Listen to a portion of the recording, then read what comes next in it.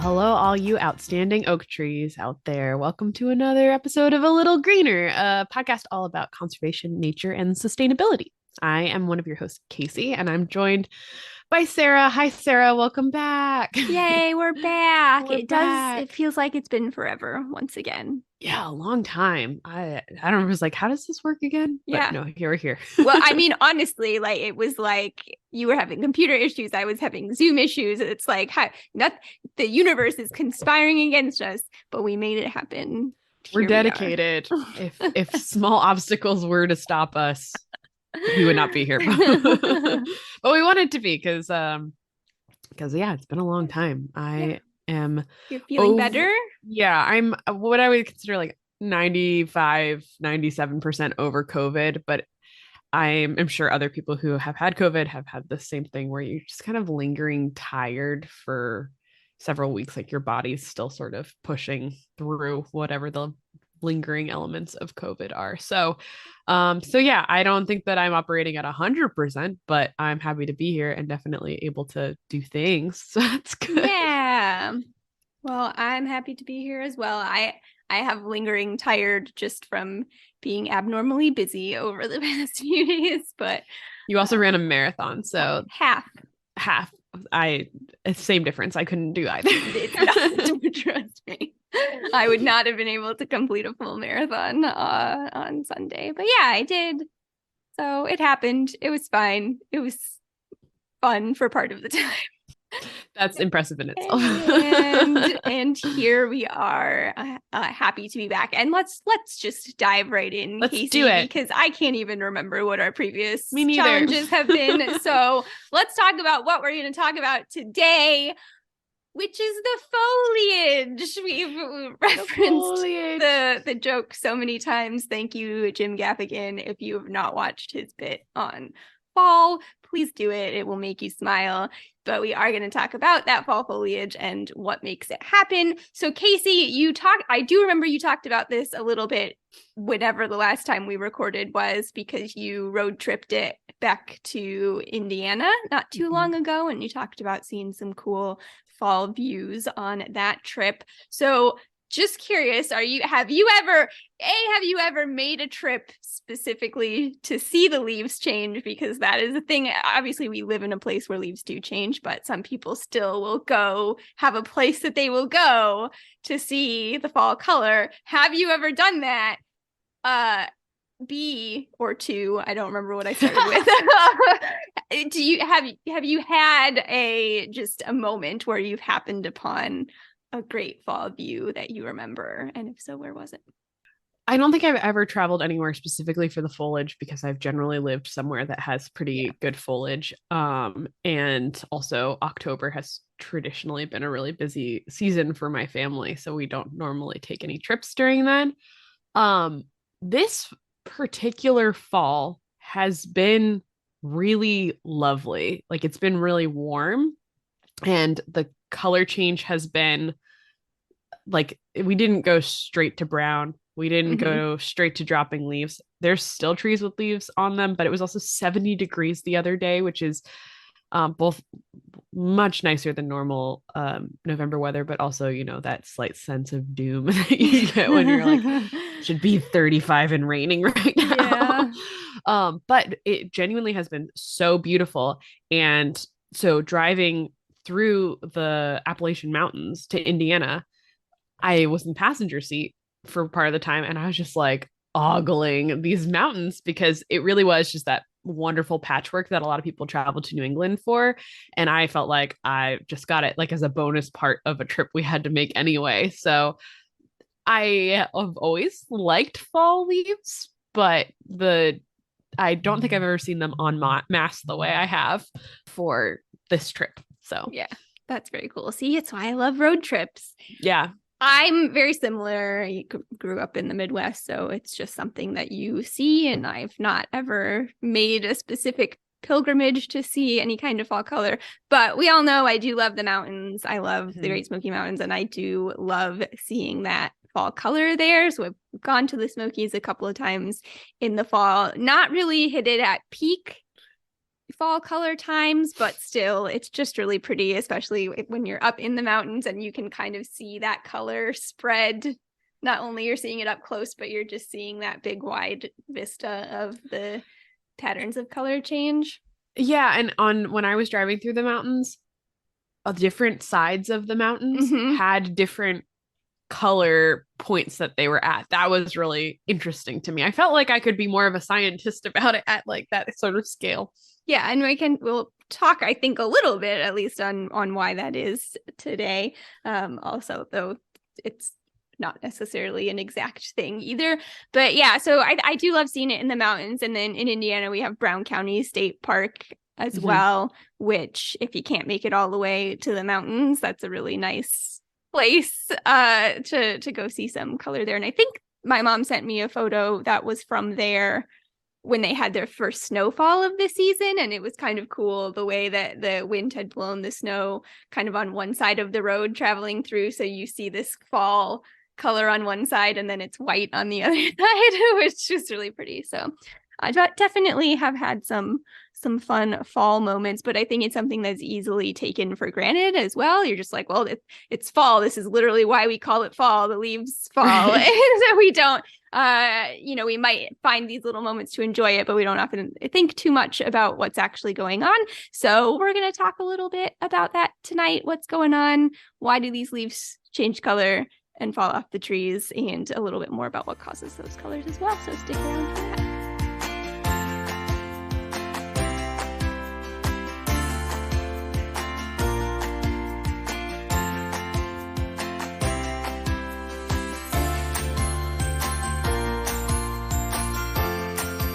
All right, we're talking about fall or autumn, if you will, tonight. And Casey, basically every time I do an episode, I feel like I have to sort of dial it back to the big picture to start out. So before we talk specifically about the leaves changing, I wanted to talk about the seasons changing.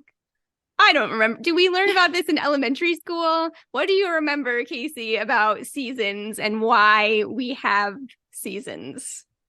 Okay, so the Earth spins on an axis, and the axis is not straight up and down, cosmically speaking, because we kind of have decided what's up or down. But it's like on an axis at like 23 degrees or something very specific. And that doesn't really, like when we go around the sun, it stays at the same general angle. And so that means that sometimes the axis is pointed at the top away from the sun, and sometimes it is pointed towards the sun. And if it's pointed towards the sun, it's not that we're closer by like a crazy amount, but the angle that the sun's light enters the atmosphere is such that it is warmer. And then when we're tilted away, it is that the atmosphere is thicker and the angle is making it so we're not as warm and don't get as much light, right? Because we're the daytime shifts. It has to do with like the amount of light per unit area, okay. Which it's exactly what you were saying. And okay, cool. So yes, very well done. That was more than I would have remembered.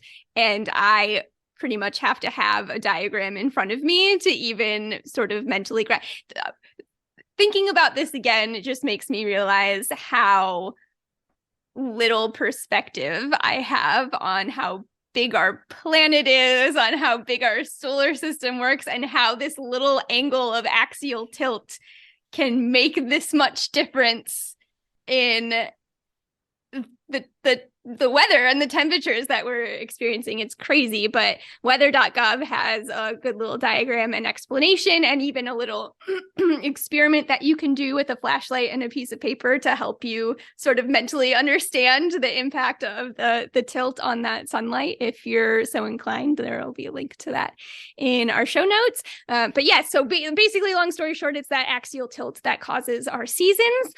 So when we're tilted away from the sun, it's winter. When we're tilted towards the sun, it's summer. And then in between those, we're kind of at 90 degrees, that the angle is sort of at 90 degrees to the sun. And so that's where our spring and our fall come in. And obviously it is opposite in the northern hemisphere. for the Southern Hemisphere. So for those of you listening in the Southern Hemisphere right now, you're like, what are they talking about autumn for? Right. It is spring here. And like the further you are from the equator, the greater the impact of the angle change. Yeah. Yes. Okay, cool. Yep. So that's why here in Florida, I don't really experience those seasons in the same way that I did in Indiana, which we'll also talk about a little bit later. So the reason that I wanted to start with that is that change in light and also therefore heat that we're getting from the sun has a critical role in why our leaves are changing color in the fall. So with that said, Casey, a quick reminder, why are our leaves green in the first place? Because they have chlorophyll, right? They have like special cells that make chlorophyll. Yes, they have chloroplasts. Chlorophyll is in the membrane of chloroplasts, which are the things in the cell that carry out photosynthesis. We've talked about this before. So these leaves are like the little powerhouses of the trees. They are carrying out that photosynthesis. So they are taking in carbon dioxide, they're using water, and they're using energy from that sunlight, and they are pumping out sugars for that plant to use and oxygen for us all to use. Thank you, leaves. So kind.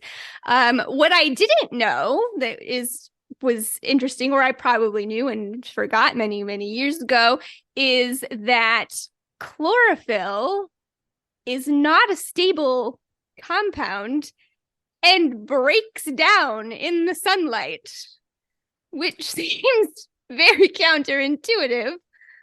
So the tree, the leaves, the cells, whatever, are basically having to always synthesize more chlorophyll. Okay. And so it's kind of temporary and they just keep producing it. So that leaf, because it's green, it's not going to just like stay green till the leaf dies. So this is, according to the USDA Forest Service, chlorophyll is not a very stable compound. Bright sunlight causes it to decompose. To maintain the amount of chlorophyll in their leaves, plants continuously synthesize it. The synthesis of chlorophyll in plants requires sunlight and warm temperatures.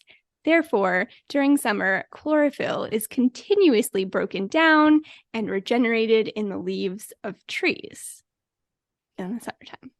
So, and they're going to do that because it's like biologically worth it to them. Correct, exactly. Producing new ones. Because that's going to generate the energy for them to do it.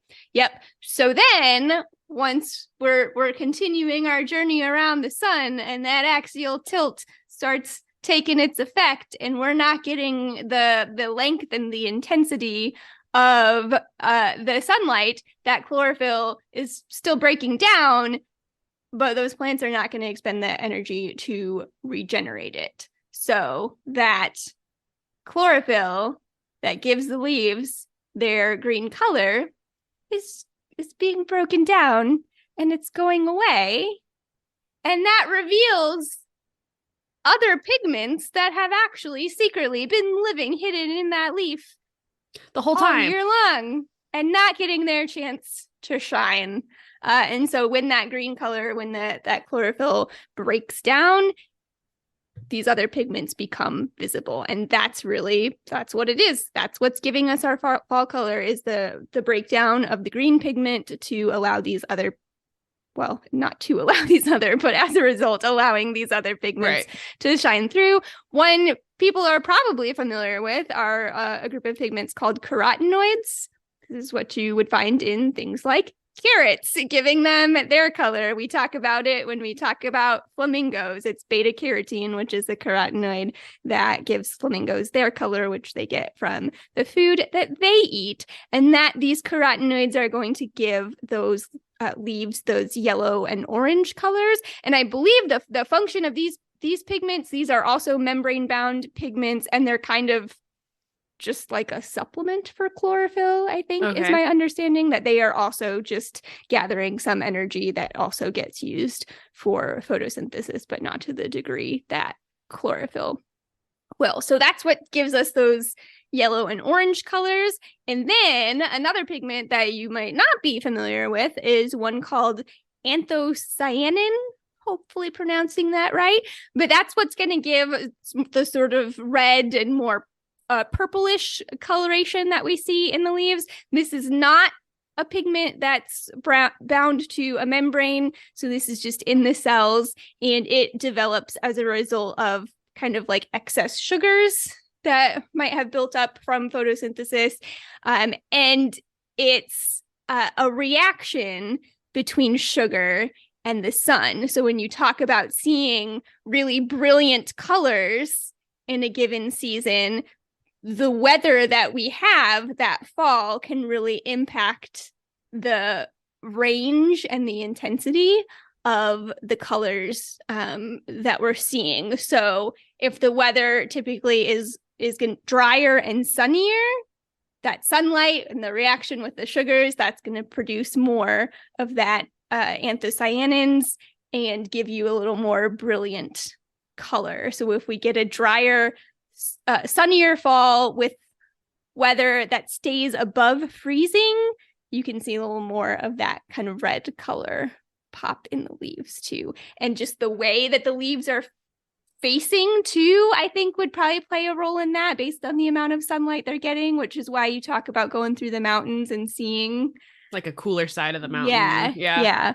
I think that could play a role in there too. So weather can certainly play a role. And then I also, the way that I was understanding it, and I don't know if you would have any more to say on this or not, Casey, from your gardens and your experience, but the amount of pigment in the leaves can also just vary by the type of tree. So some types of trees might be more likely to produce certain colors than others.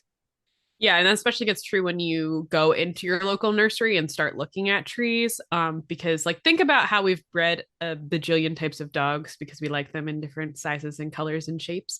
We do the same thing to plants. And so we have like specific types of native trees that then are bred to have different color leaves. So for example, I have a red bud in my front yard, which are just naturally beautiful trees. But the one that we have happens to be a Carolina sweetheart, and it's got like whites and pinks in the leaf naturally, and then would change potentially. Like it ended up being orange this fall. So it's interesting kind of what humans value and then end up breeding in there. And I think it's especially interesting because perhaps this is something that is just like dogs through selective breeding, not necessarily like I never knew about anthocyanins. And I wonder like the people breeding them are like, let's see if we can test how much anthocyanins that this particular tree has to select it, or if they're just like pretty breeding it. Right. Yeah, that is interesting. Because I didn't even honestly think about that in terms of plants that we are breeding when I was thinking about color. Yeah. And I think about like we have giant oak trees in my dad's front yard. And I would say like I love oak trees, but they just are not particularly spectacular in the fall. They tend to just go brown really quickly versus like certain types of maples that just go like this brilliant red versus birch that might be yellow. So yeah, lots of options out there. Yeah, for sure. So yeah, type of tree definitely makes a difference in addition to the weather. And that's why you can see those like forecasts for when peak fall color is going to be in certain areas. A lot of that is just dependent on what the weather has been like and is predicted to be like as well. So that's it. Episode done. That's why the leaves turn color. I'll take it one step further than that. Again, if you've listened to that Jim Gaffigan joke, he talks about this is something that people love and we get so excited about it, but the leaves are dying. It's the leaves hospice is what he says.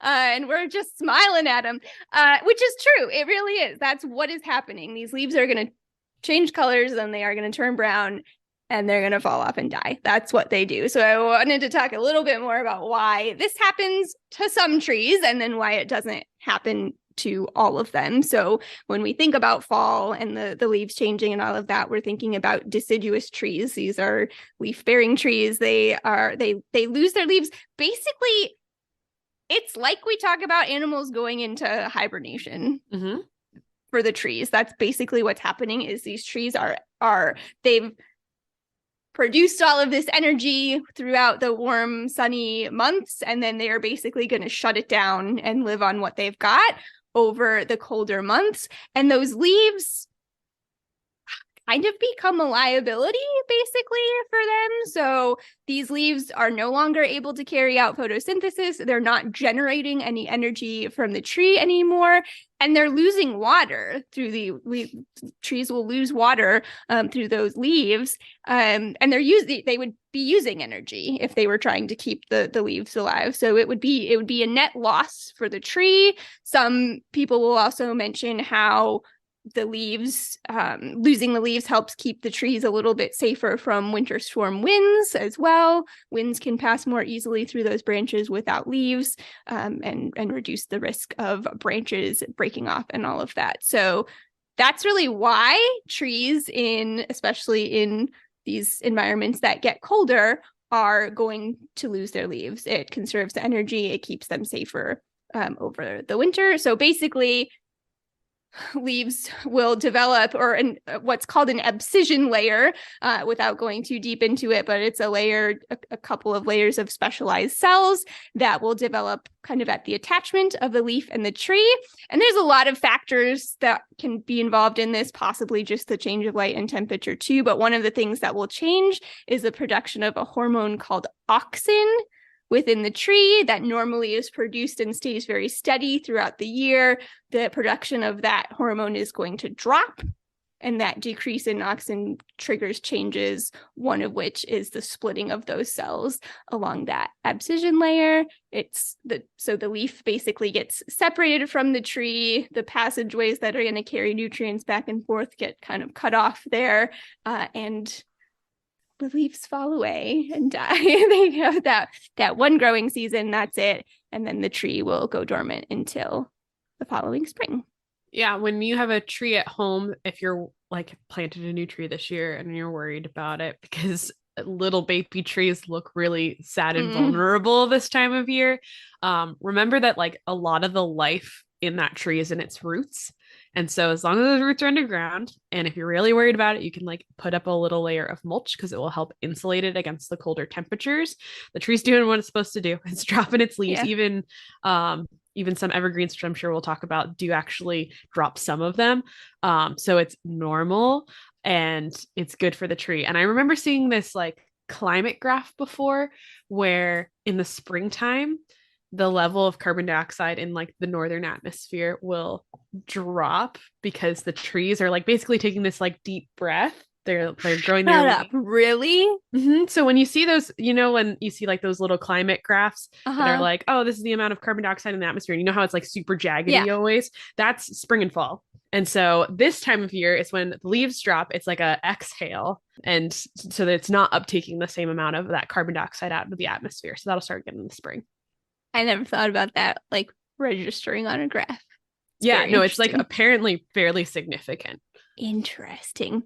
Well, look at all that. Thanks, Casey. And the plant care tips thrown in there as well. It is true that especially younger trees do look, I mean, they look dead to us, we think of that green as being life. And so they just look bare. It does look a little sad. I think I get a little, whatever that seasonal affective disorder or whatever. Yeah. Going on. And I think that all plays a part in it, but just know that there is, as you said, there's still life in those trees. It's just those leaves for the deciduous trees that have one growing season. And so new ones will grow back, but that tree is okay. And in fact, those leaves falling is actually a good thing for the environment as well. We've talked about that before on the podcast. That leaf litter, if you will, provides overwintering for a lot of different critters, and the leaves decomposing returns nutrients back to the ground as well. So it's all part of the circle of life. Right. Also, don't clean up your leaves. I don't know if we're going to talk about it. Jumping ahead to the challenge. All right. We'll talk about more. So talk about all of that with our deciduous trees, but there are, of course, evergreen trees as well. We know that there are some trees that do stay green year round. They don't lose their leaves, or at least don't lose all of their leaves at once. That's really what's happening here. It's almost like if you come from more of the animal side, you can think about deciduous trees as almost being like a catastrophic molt.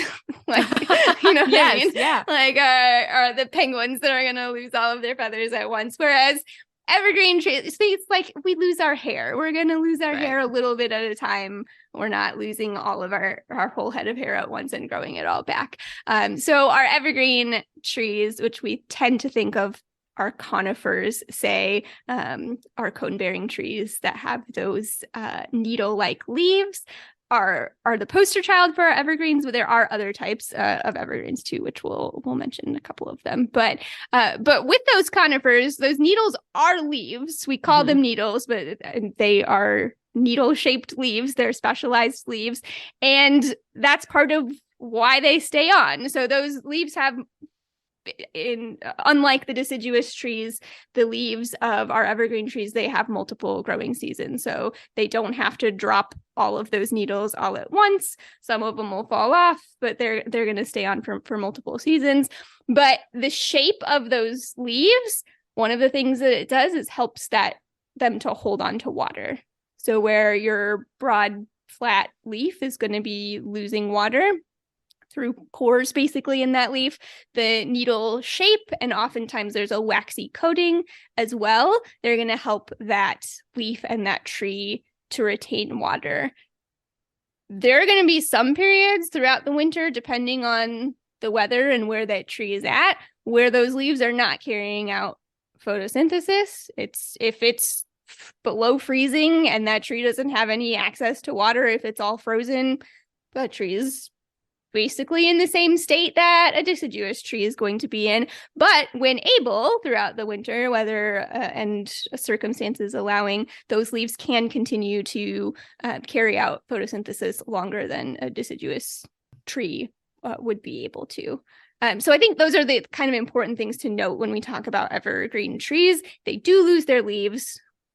We all know this. Anybody who's ever walked through the woods and seen needles on the ground. So they lose their leaves, just not all at once. And they have certain adaptations that allow them to hang on to water and still be of use, I guess, to the tree in a way that the leaves of the deciduous trees would not. Yeah, I think two things there that I would have to add is conifers typically drop maybe a third of their leaves around the fall time. So again, don't freak out if you're seeing a bunch of needle drop, as long as like most of the tree looks okay. Their leaves actually last a couple years, so they can shed them a little less frequently. But I think it's interesting because that leaf adaptation is kind of the same adaptation that wildlife that lives in colder habitats also take on, where they reduce their surface area and compared to their volume. So that convergent evolution in a way that you might not normally be thinking about it. Plants are doing a lot of the same things. Yeah. It's really interesting to see some of those parallels. Because quite honestly, until I sat down to put this episode together, I'd never really thought of a tree going into hibernation even the same way that an animal does. But it's the same, very similar principles, more or less. So yeah, it's very interesting. But those conifers aren't the only type of evergreen tree. We also got to think about our tropical and subtropical plants are typically considered evergreen as well. And there's a part of that just in the climates that they're living in. They don't have the same weather conditions that they have to deal with. So they don't have to have those same adaptations to survive. You will also see, though, some other ways that these evergreen trees have adapted and their leaves are a little bit different. For example, this is just one of several little things that I was reading about, but they tend to have thicker leaves, and even some that don't have needle shapes will sometimes still have that waxy coating. So I'm thinking like magnolia trees as an example. That would be an evergreen that still kind of have that waxy coating on their leaves. Hollies as well. Yep. Around here we have a lot of live oak trees is what they're called. And yew trees. Yeah, they're everywhere. They're everywhere around here, man. So lots of different types of evergreen trees, not just our quote unquote Christmas trees that we think about. And I do want to mention as well, this kind of ties into thinking about tropical and subtropical plants, is to mention then what fall is like in our warmer climates, because I've joked on the podcast before about not having a fall down here, and you see memes and things like that about, you know, fall in Florida, what's that mean? Absolutely nothing or whatever. But we actually do have fall. We don't have that. Nobody's going to travel down here to see the color change. To see Florida looks slightly worse than normal. Like, no, it doesn't. It's so interesting. Okay, so shout out to my friend Kim. She's been shouted out on the podcast before, but she came up and ran the race with me this weekend as I was working on this podcast a little bit. And so we really started paying attention to all of the trees that were around at the resort that we were staying at. And neither of us are plant people, so we were had our different apps out, and we're identifying. We were going on a walk, and on the way out, we were just like, I don't know any of these trees. We started identifying all these trees. We had about 10 different types of trees, honestly, that we identified through these apps. And then the whole way, every time we were out, we were walking around, we were like, oh, that's a longleaf pine, that's a magnolia, that's a sycamore, that's a live oak. Like, we had a whole like list of trees that we could now identify, which was really fun. And we were paying attention to the ones that were showing the color change, the ones that had leaves falling, and the ones that are evergreen trees down here. Holly was one of the ones that we saw, for example. So that was really neat to see. And in part, it's because we see that here because that's what people want when they come to a tropical or subtropical area. It's whether you're thinking about here, whether you're thinking about going out, you know, to the other coast in California, Southern California, you're going to see. They want the palms. They want the palms. Yep. They want that green color year round. So when communities were being planned, those are the types of plants that were being planted. So you're going to see that. But you will see those other trees as well that give you a little fall color. But since we don't have as much of a temperature shift, as extreme of that temperature and light changes, although the days, you know, do still get shorter and all of that, but it's a less of an intense swap. Our trees with leaves that do change tend to be later, and it lasts longer too, which was kind of my thing that I had always thought, that I would notice leaves falling later on in the year. And in my mind, I was just like, maybe that's just a tree that drops its leaves at this type of year. But that's really just kind of how fall works here, is those kind of light and temperature signals are a little later. It happens a little more slowly. So whereas everybody else right now is getting to the point probably where you're past your peak fall color, a lot of your trees might already have lost all of their leaves. We're kind of just starting to see more of that leaf fall from our deciduous trees down here. So it was really, really interesting for me to actually pay a little more attention to that and to start figuring out the types of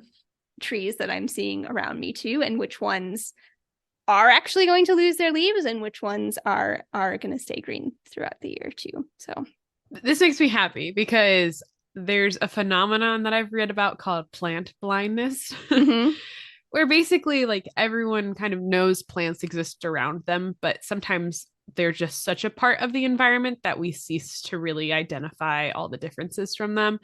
And even me, like, so Andrew loves magnolia trees, like is obsessed with them. And it's partially because they're really good, I guess, the leaves for reptile enclosures. I don't know what makes them super special. It's probably because they don't degrade as easily because of that waxy coating. So he'll get both my parents have magnolia trees, and he'll like go to their houses and gather them up. And my cousin and I were like, that's so weird. And why do you like them so much? Why do people sell bags of magnolia trees? And it occurred to us that magnolia trees don't exist in Minnesota, where he's from. And so they are a lot more site specific to us rather than just being a generic tree that they like don't exist in certain areas. They only exist within a certain range. And I think fall is the time of year that a lot more people start to realize like that tree's different. Yeah. That tree's a different color now rather than just like generic green across the spectrum. So I hope that like this fall being particularly spectacular around here that people are able to look a little bit more and see the differences. Yes, I agree. I'm so sorry. I don't know if y'all can hear the barking in the background right now. My dog is dreaming. That is what's happening right now. He's sleeping on the couch and he's barking in his sleep right now. So I apologize for that, but it's also adorable. So yes, Casey, I think that is really true. And I think it's a really nice side benefit of the trees losing their leaves. Like we said, that there are very real environmental reasons for trees to drop these leaves. It is the circle of life. Those leaves are going to be good for other things. But yeah, I think that process is eye-catching to people, and maybe is going to be that spark for some people to find a new appreciation for the plant life around them. Because trees, we keep saying it, we'll do, I mean, this is kind of an episode on trees, I guess, but there's so much to be said for trees and plant life in general that gets overlooked. So yeah, where you live is special. Like there's special things about where you live, even if you don't get to see wildlife around. And just like try and for a moment to conceptualize a tree as if it were like an animal, because it has actually, like we've talked about a little bit, some similarities with animals that you might not necessarily think. But like you live near some 100-foot tall living beings. It's not just like a building or a rock. Like something alive in your neighborhood is like 70 to 80 feet tall. And it's awesome. And you should go appreciate it. Yes. Oh man. Well, we basically already given you your challenges for the week, but stick around and we'll give them to you officially.